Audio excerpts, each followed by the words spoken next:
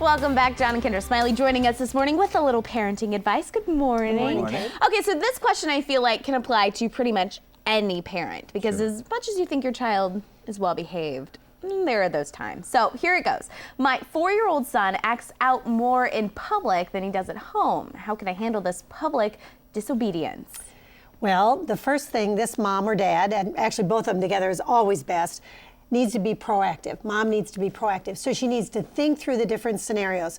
When is it that Junior here acts out more? And then she needs to decide what kind of thing, and actually look at what he does to act out. Is he whining in the grocery store? Is he being rude when they go into McDonald's and she introduces him to a friend? Whatever it is. In fact, just pausing on that one for a minute, sometimes kids don't realize what the correct behavior is. Now, whining, I would hope she's already covered that. But you bring your child and you say, oh, this is my friend Kate, and the kid, say hello to Kate. I suppose that would be disobedience too, and the child won't. Or the adult just approaches and says, well, hi, are you Kate's little girl? Oh, how are you? And the child won't talk.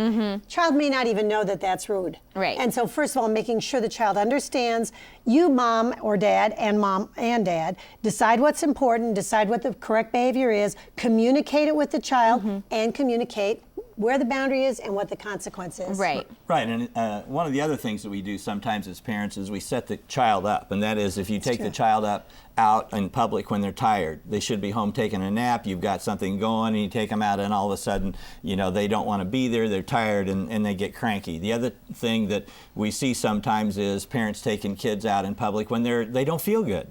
And so now they're struggling, they're sick, and they really don't have to be that sick, they just don't feel good, and they get cranky out in public. The other thing I think that happens once in a while, and that is we take our kids out, and using the grocery store as an example, mom and son or daughter are doing just great, things are going great in the grocery store, and then mom sees a friend. And so mom stops and visits with this friend, and they visit, and they visit, and they visit, and here sits this child, and the child was doing fine, but then they get bored. Mom's not bored, she's having a great time visiting with her friend, but the kid's sitting there going, what is this? And mom should be thinking about, say hi to your friend, how's it going?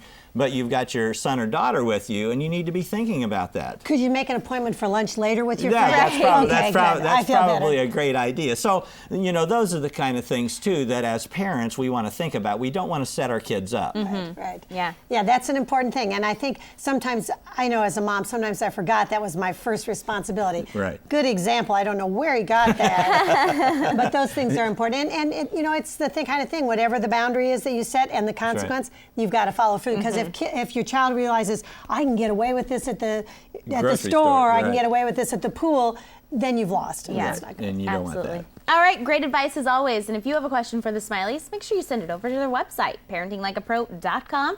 And if we answer it here on the air, you'll get a free copy of one of their books. Thanks so much. Thank you, Kate.